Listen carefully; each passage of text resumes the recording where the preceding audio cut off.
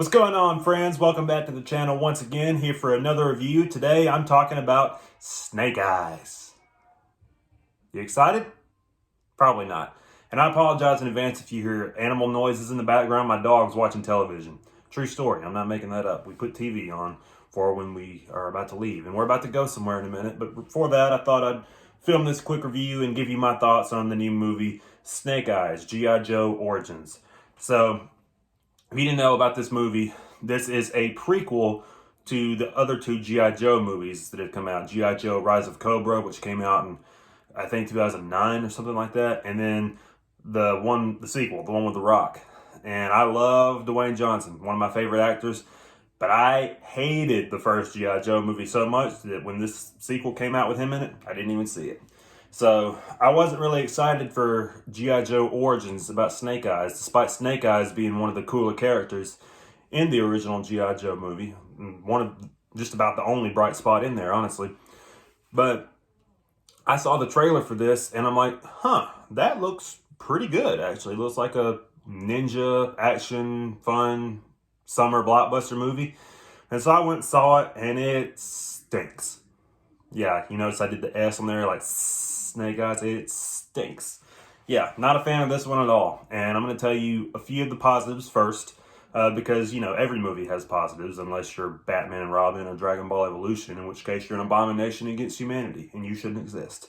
But you do anyway, because, you know, you just do. But anyway, this one has a few bright spots, and one of them is Henry Golding. He plays Snake Eyes, the main character, and he's good in the role, and he's really good at his action scenes for the most part, but we'll get into that in a minute. Just a little bit about his background. We don't know what his real name is. He's referred to as Snake Eyes, even before he dons the costume. But he had a tragedy as a child. His father was murdered by a group of assassins, and so he grows up and seeks revenge on his father's killer, and that's basically his whole drive in life. He's kind of a vagabond. He moves from place to place. He's just searching for the assailant, and his sole purpose in life is to get revenge for his father. Well, during that time, he comes across this clan of ninjas, so to speak, and basically he wants to join them, but not really, because he also had a previous agreement with another group that could help him find his father's killer. So this character stinks because he's playing both sides. You don't trust him. He's kind of a jerk, honestly. And he's your main character, and we're supposed to be sympathetic for him because he had this traumatic childhood, which, hey, I get that. I understand why you're doing what you're doing. But his character motivations, he just flip-flops back and forth between these two factions, and you as an audience member don't know where his head is half the time. So you're like, is he with the good guys? Is he with the bad guys? Are they really the good guys? Are they really the bad guys? What's going on? And it's not creative in the way that it does that. But if you're familiar with the character of Snake Eyes from the original, whether it be the G.I. Joe comic books or the action figures, because action figures tell a great story. Snake Eyes' arch enemy, so to speak, is a character by the name of Storm Shadow. Well, Storm Shadow and Snake Eyes in this prequel start off as friends, as brothers. And it's the typical formulaic, you know, how did this person go from here to here? How did they become the hero's best friend to the villain? Well, it explains that at the very end of the movie. And again, not giving anything away on how, but when this character turns, so to speak. And again, going back to Henry Golding's character of Snake Eyes, there are more turns in here than a 90s WWF wrestler. I mean, 1 minute he's with the good guys, 1 minute he's with the bad guys. Storm Shadow, who eventually becomes the arch enemy, his turn is just so quick, and it is executed laughably. Like, he goes on this tangent, this rant, and honestly, he's screaming and making the mad face, and I honestly started laughing. I'm not that audience member who like audibly laughs, but I was just sitting to myself like, that's really stupid. It wasn't executed well. And my other biggest flaw with this movie, because again, I wasn't a fan of this one, if you can tell.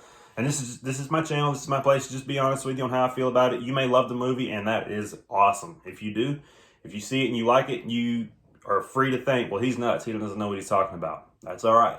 But this is just how I felt. But one thing that's going to be hard to argue is these fight scenes in this movie, and there are a lot of them. The shaky cam, okay?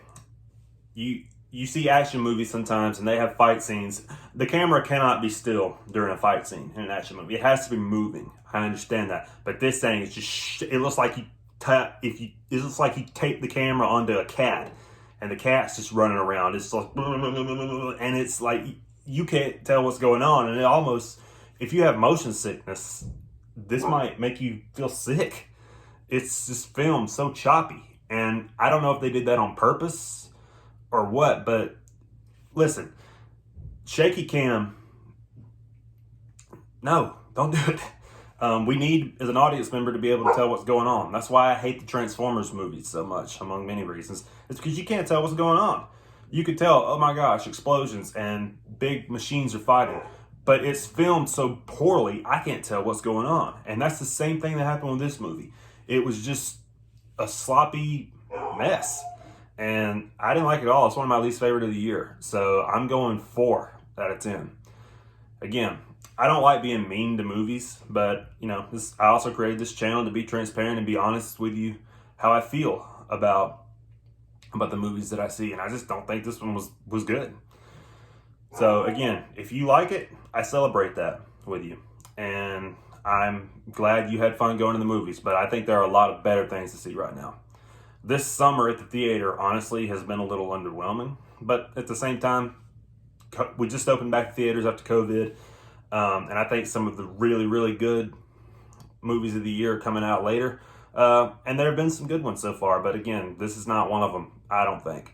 So anyway, what did you think about the movie if you saw it? Leave a comment below. Let me know. If you disagree, that's cool. Hey, we're still friends. It's all right. You may see a movie that I'm very positive about and you hate it, and that's okay too. Let's just be civil about it. But anyway, let me know what you think. Hit the like and subscribe if you are so willing to do so, and I'll see you next time. Peace.